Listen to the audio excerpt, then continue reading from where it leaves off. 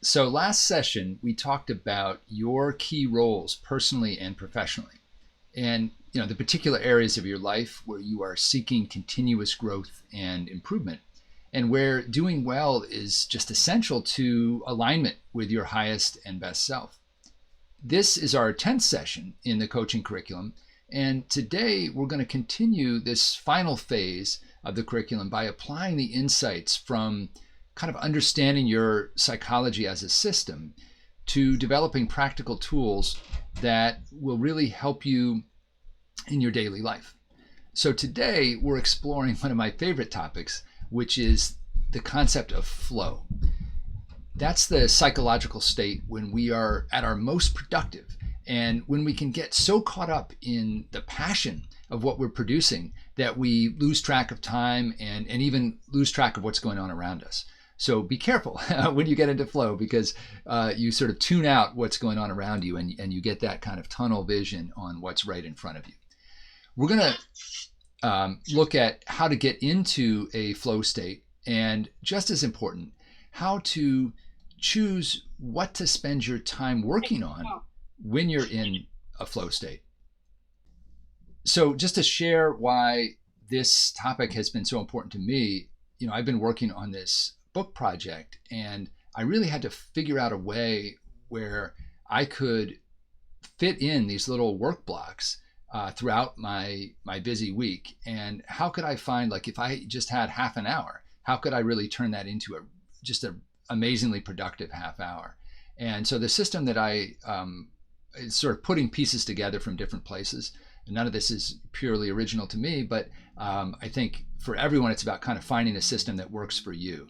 And it's been amazing for me because it's so fulfilling when you are able to pick a time and a place, set a work block on your calendar, and kind of know with real confidence that half hour is going to be an amazing half hour for you, working on the thing that is most important to you, and that you'll really be in the zone and focused when you're doing it. So the goal for today's session is to help you understand how you can get yourself into that highly productive flow state more often and more on demand. A lot of us are familiar with this concept of flow when we get so caught up in something we're doing that time just becomes elastic. Maybe an hour goes by and we hardly notice it, or maybe time like slows down, and like, for example, we know just where the ball is going when we're out on the sports field, even before it gets there. And so imagine if you could build yourself a system in which you could reliably produce the outputs that are most valuable to you in a fraction of the time that it normally takes.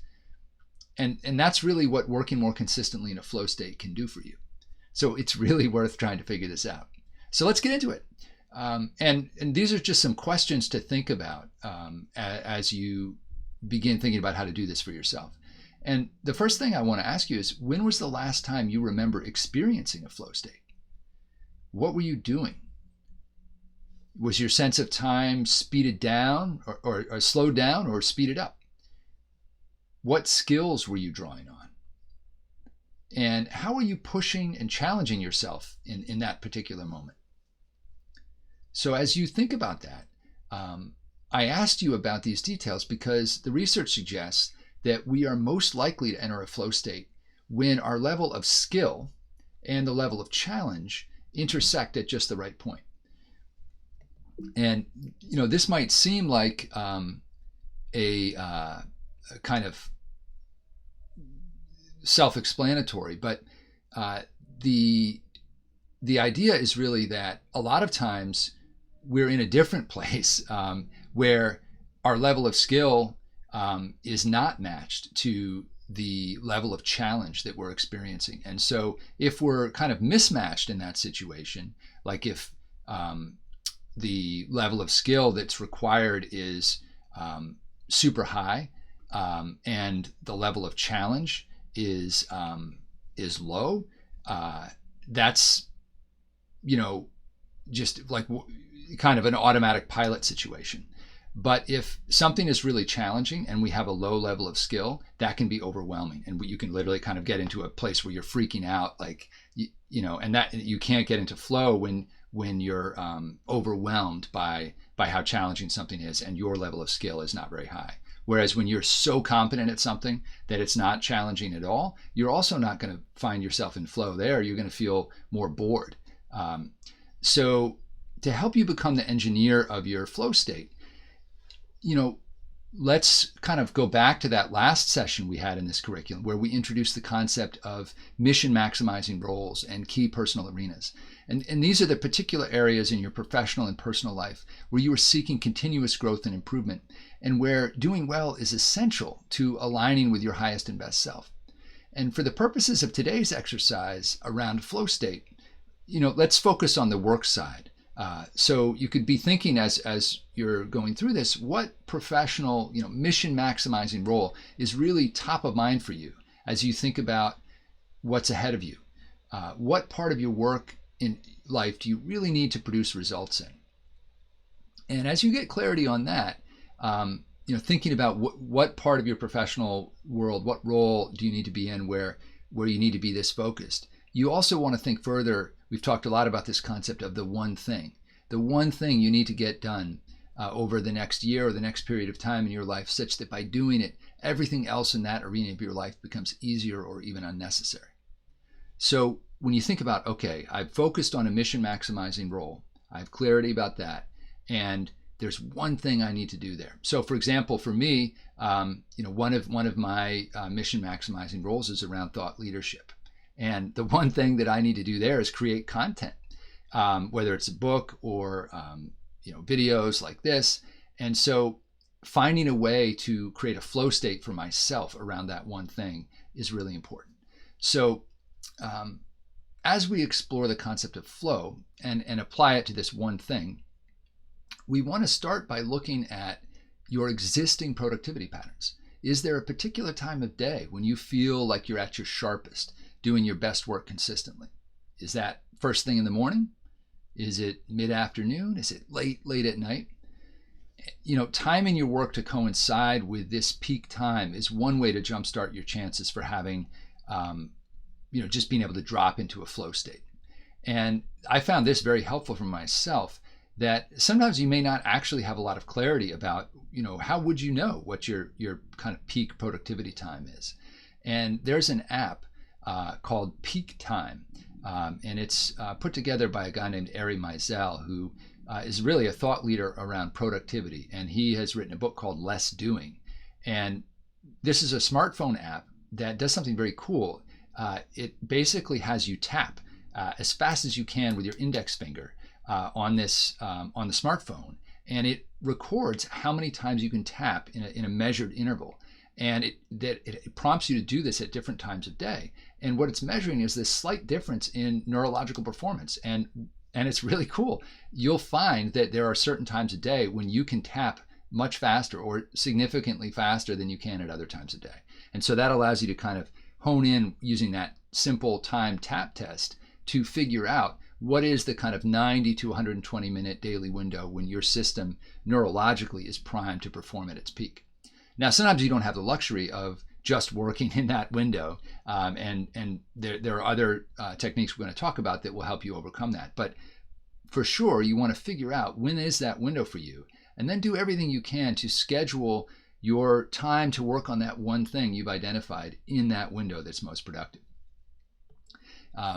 So the next thing you want to do is, focus consistently, as I said, on blocking out that time.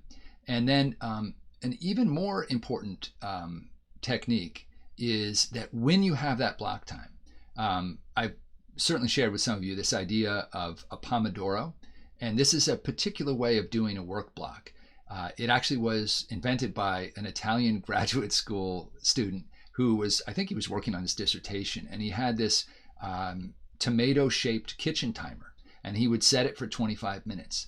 And he would kind of engage in like a work sprint.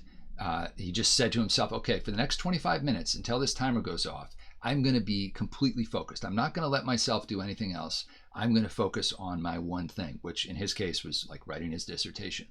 And then followed by that 25 minutes, I am required to take a 5-minute break. I get up, I do whatever I want. I can check my email, check the news, check my text, whatever. But during the 25 minutes, I'm not going to let any of that distract me, because I know that in 25 minutes, I can take a 5-minute break and do all of that.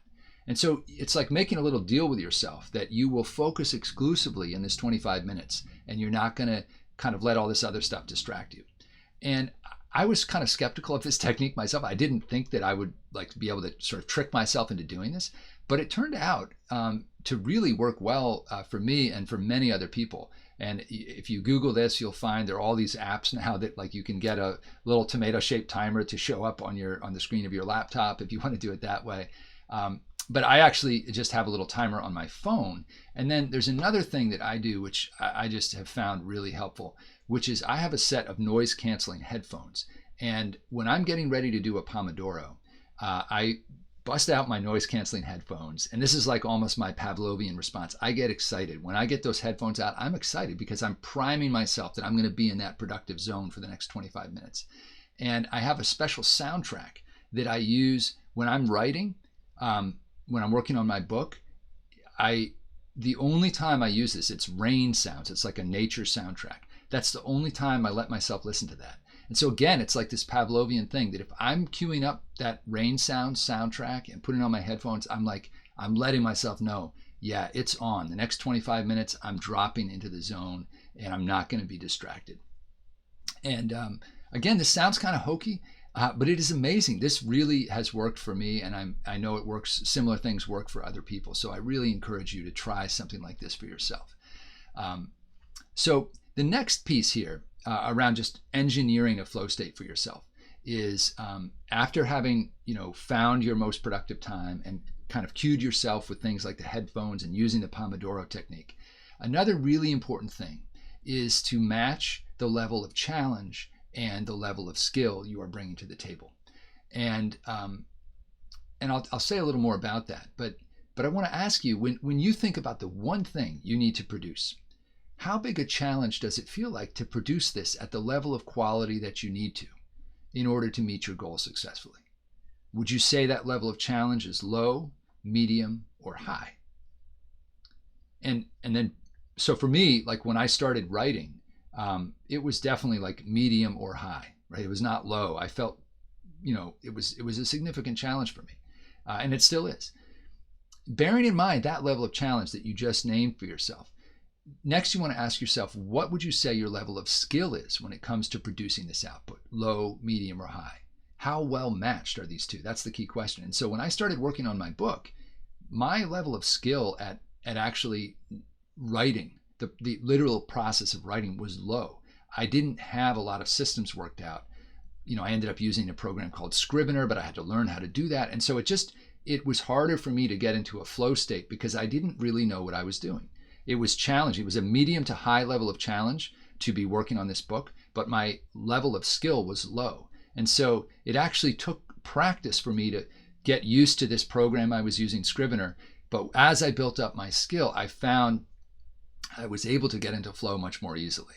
And so what we're going for in all of this is the sweet spot for the flow state is when the level of challenge is, in well balanced. So it has to be at a medium or high level, and your skill also needs to be at a medium or high level. And so if you have identified that, hey, I need to build up my skill, that's an area to focus. But it could also be that you need to get into flow state around something that no longer feels like it's at a high level of challenge for you. And that's actually a beautiful place to be, because there's a bunch of things you can do to raise the level of challenge. It could be you have a one thing that, maybe starts to feel a little routine for you. It's still critical and important to be productive in that area. So how can you raise the level of challenge? Well, Pomodoros are actually a great way to do that because it's a timed interval. So now the question might be, how much can I do? How can I challenge myself to get even more of this thing done in that 25-minute period of time? Another one that's really fun, I used to work as a chef in a restaurant. And so I only realized this as I began thinking more about flow. But sometimes when I'm cooking dinner, I will drop into a flow state because I set myself a challenge of like, hey, I got to produce this meal in like 15 minutes. And so all of a sudden the level of challenge goes way up and now I feel my skill level is challenged, and it's much easier for me to sort of lose track of things. And my family will actually say to me, like, hey, like, where did you go? Like, you're not supposed to be disappearing on us while you're cooking dinner. And so I sometimes have to dial it back a little bit. But that's another way that you can find flow, is like artificially raising the challenge by imposing constraints on yourself in some way that still allow you to get that most important one thing done. So, what I would really just encourage you to do is try this out for yourself. Figure out what that one thing is, and then experiment with, when your most productive time is.